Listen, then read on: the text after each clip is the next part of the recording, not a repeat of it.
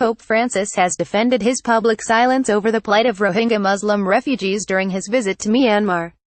He urged respect for each ethnicity and its identity during a speech in the Southeast Asian country, but stopped short of making specific reference to what the UN has labeled a textbook campaign of ethnic cleansing, with more than 620,000 Rohingya having fled Myanmar's Rakhine state amid a military crackdown in recent months.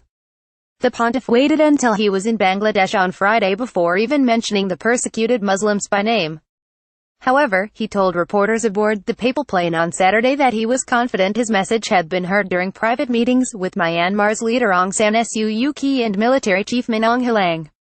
Explained the Rohingya refugee crisis video full special report Rohingya refugee crisis. He said it's true I didn't have the pleasure of slamming the door in their face publicly with a denunciation.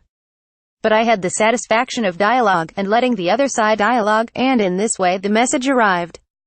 I didn't negotiate the truth, I did it in such a way that he understood that it's not viable to redo today the way things were done in the past. It was a good meeting. Civilized. And even there, the message arrived. Following talks with the Pope, Ms. Suu Kyi referred to the Rohingya crisis as the situation in the Rakhine state which had captured the attention of the world. Pope urges forgiveness for ethnic violence video. What's the reaction been to the Pope's Myanmar visit? She has received international condemnation for a failure to speak out over Asia's worst refugee crisis in decades, but the pontiff appeared to have sympathy for her position, as the Nobel Peace Prize winner has no power over the generals her government shares power with. As it undergoes a political transition following decades of military dictatorship, the Pope said it was possible that Myanmar would make 2 steps forward, 1 step back as it progressed.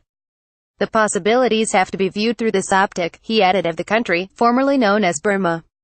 Video Pope mentions Rohingya by name for the first time last month. Sky News broadcast the first independent evidence from Myanmar's Rakhine state, laying bare the shocking deprivation and desperation among the thousands of stranded Rohingya.